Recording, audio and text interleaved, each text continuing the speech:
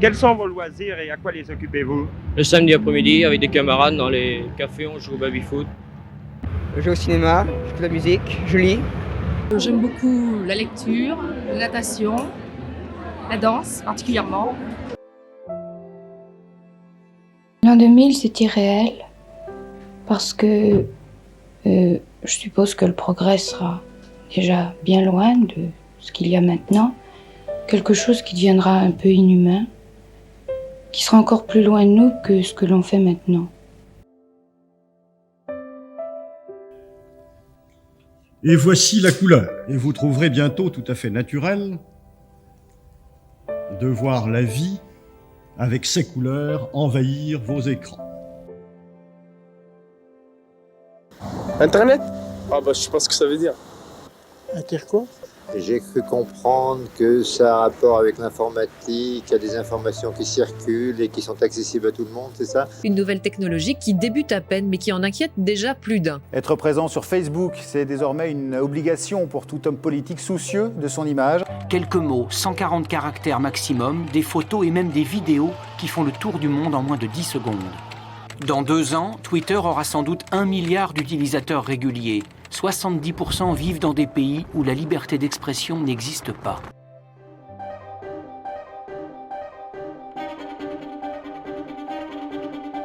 En quelques décennies, le numérique a bouleversé nos vies. Aujourd'hui, l'inconnu n'a plus sa place dans notre société. En un simple clic, les écrans et les réseaux sociaux nous donnent accès à une infinité d'informations. Ils ont révolutionné la communication, nous offrant de nouvelles façons de nous exprimer, d'échanger et de partager nos idées et opinions. Ces technologies nous permettent de rester en contact avec nos proches, mais aussi d'interagir avec des inconnus à travers le monde. L'éducation, la publicité, le journalisme et même la politique ont profondément évolué sous l'influence du numérique. Si ces technologies promettent de nous connecter les uns aux autres, elles soulèvent également de grandes préoccupations. Désinformation, isolement social, perte d'estime de soi, appauvrissement intellectuel, propagation de discours haineux. En tant qu'étudiants en Bac+3 à la MFR IFACOM, nous prenons conscience que notre monde est à l'aube d'un tournant majeur. Dans cette société digitalisée, un choix s'impose à nous. Nous laisser emporter aveuglément par le numérique ou apprendre à l'apprivoiser avec discernement.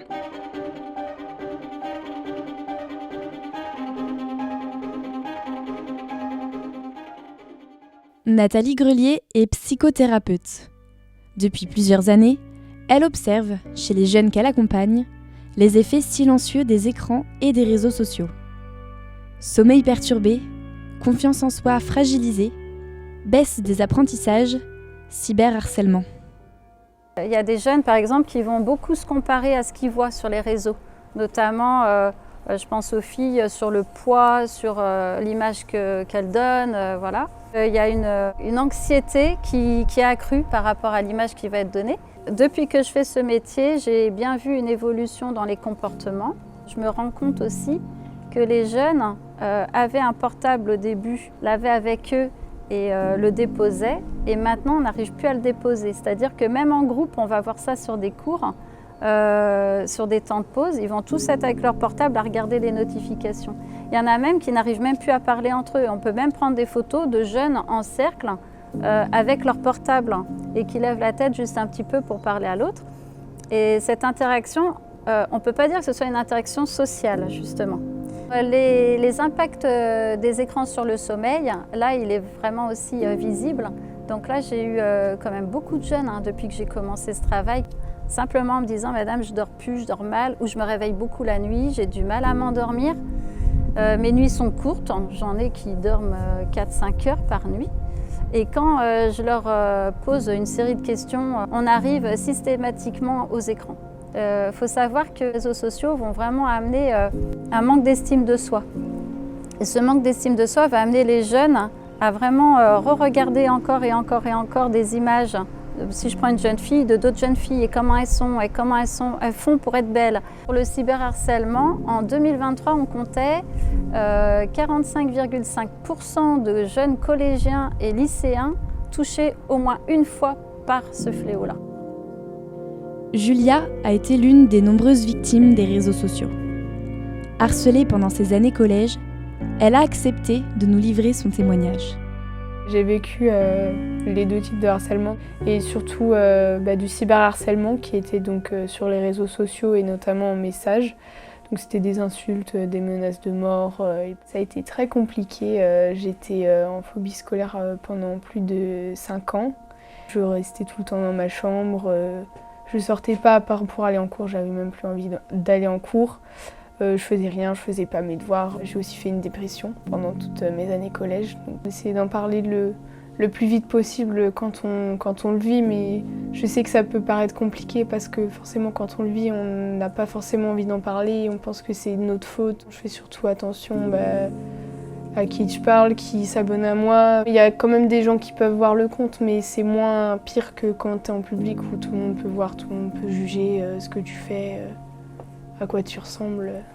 J'en parle à des amis, mais forcément, je devais avoir 10, 11 ans, donc on s'en rendait pas trop compte que c'était du harcèlement, mais c'est après, quand j'en ai parlé à mes parents, ils m'ont dit que c'était du harcèlement. Pour mieux comprendre l'impact des écrans et des réseaux sociaux sur notre société, nous avons pris la direction de la Suède. Pionnière de la transition numérique en Europe, elle fait aujourd'hui marche arrière. Face à la baisse du niveau scolaire des plus jeunes, pourtant toujours parmi les meilleurs élèves du monde, le gouvernement suédois repense l'usage du tout numérique à l'école. Presque tous les enfants suédois ont un portable. Ça, c'est très tôt. Et quand on commence l'école, 7-8 ans, ils ont un portable. On utilise beaucoup d'écrans à l'école. Et je sais, on parle beaucoup de ces écrans à l'école aussi. Parce que et dans quelques écoles, on a quitté les livres. On n'utilise plus les livres parce qu'on a seulement un écran à l'école. Et maintenant, c'est un grand débat parce que le nombre de personnes qui peuvent lire a vraiment diminué. Parce qu'ils ne peuvent pas lire un long texte. Parce qu'ils sont habitués avec l'écran, comme ça. Ils n'ont jamais lu un livre normal. On a changé très vite. Trop vite. Il faut réfléchir un peu. Et maintenant, je pense qu'on va ralentir un peu. C'est ce débat qu'on a pour l'instant aussi. Et les politiques parlent beaucoup de ça maintenant. Comme on est très flexible, on a s'adapté vite à l'avenir comme ça, mais sans penser trop à les conséquences. Je pense maintenant on voit les conséquences. Qu'est-ce que ça veut dire pour le cerveau? Qu'est-ce que ça veut dire pour l'avenir? C'est des questions très importantes, je pense. À l'école, ici en Suède, mes enfants n'ont plus de livres. Personne n'en a. On leur a donné un ordinateur et tout se fait sur écran. En fait, c'est la logique de la classe inversée. Beaucoup d'exercices en classe, puis les leçons, ils les regardent chez eux, sur YouTube ou d'autres plateformes. Du coup, ils n'écoutent plus vraiment en cours. C'est une autre manière de faire avec ses bons et ses mauvais côtés. Pour moi, le vrai enjeu, c'est surtout la manière dont les médias traitent les sujets. Ils posent tout en noir et blanc, alors que dans la réalité, tout est plus nuancé. Pourtant, on résume souvent les débats à des oppositions simplistes, sans tenir compte du contexte. Les médias et les canaux numériques servent aussi à propager de la désinformation. Certaines fausses infos finissent par devenir des vérités pour ceux qui les reçoivent, et ça, c'est un vrai danger. En Suède, on voit émerger des campagnes de désinformation qu'on n'avait encore jamais connues. Ici, à Stockholm, nous avons rencontré Ludivine, étudiante en sciences politiques. Elle nous a partagé sa vision sur la manière dont les médias façonnent aujourd'hui notre rapport à l'information. C'est impossible d'avoir un média 100% neutre. C'est toujours orienté. Les médias privés, en fait, la plupart du temps, ils sont rachetés par des actionnaires et des milliardaires. Ces gens-là, ils vont appliquer une ligne éditoriale à leur chaîne. Donc forcément, il y a une certaine conduite à suivre, etc. C'est surtout la désinformation, je pense, qui va influencer les jeunes, la plupart du temps. Et c'est très difficile de bien s'informer aujourd'hui. Et en fait, on est rentré un peu dans une ère où le vrai ne peut même pas prouver la vérité. Il faut se renseigner sur ce que tu regardes. Quand tu regardes une émission, regarde un petit peu autour. La réalité devient très floue. Les faits n'ont plus d'importance aujourd'hui. Ça va être vraiment le beau parler. Ce qui est bien, c'est que à l'école, il y a beaucoup de sensibilisation sur ça. Je pense que ça va être le rôle des professeurs. De retour en France, nous avons rencontré Serge Tisseron. Docteur en psychologie, il est un expert reconnu sur les questions de l'impact des écrans sur les jeunes et représente une voix importante dans les débats actuels sur les écrans, l'éducation, les médias et leur influence sur la société. La question de la désinformation est aussi ancienne que la question de l'information.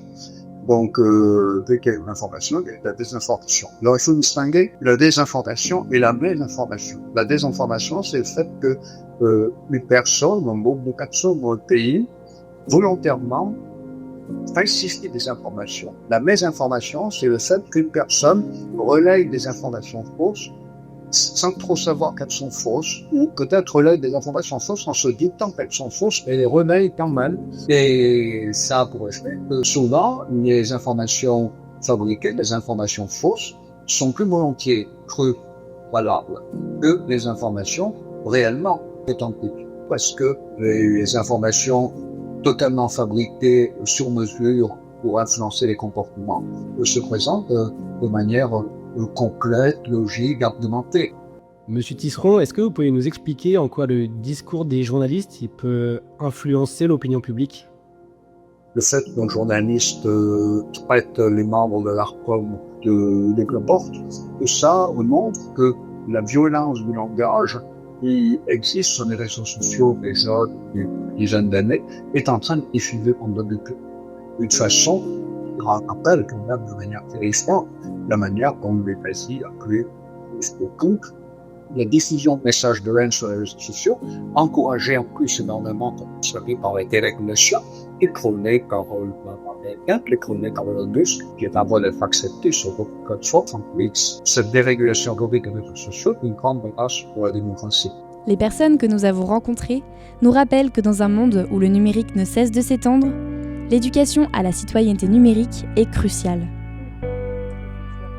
Il faut apprendre aux plus jeunes à analyser ce à quoi ils sont exposés et à apporter son propre jugement.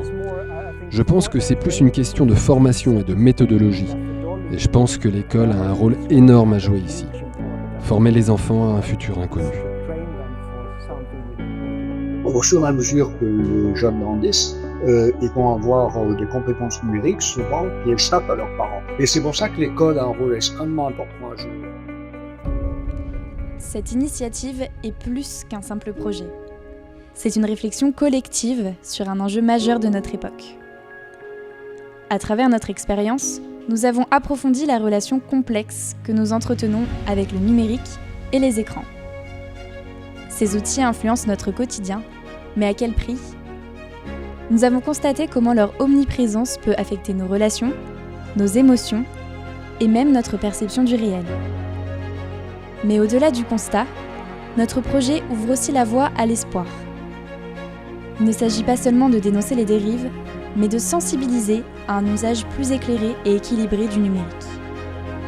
Nous avons le pouvoir de redéfinir notre rapport aux écrans, d'adopter des pratiques plus saines et de promouvoir une culture digitale qui respecte notre bien-être et nos relations aux autres. Erreur 404 n'est pas qu'un bug dans la matrice, mais une invitation à questionner nos usages. Comment consommons-nous l'information ? Sommes-nous réellement libres face aux algorithmes ? Quel impact avons-nous sur les générations futures ? Comment façonner un outil de connexion authentique, moteur de solidarité et de créativité ? Comment faire du numérique un levier d'apprentissage et d'émancipation plutôt qu'un simple divertissement ? Nous sommes la génération connectée. À nous de façonner un futur où le numérique enrichit l'humain plutôt que de l'asservir.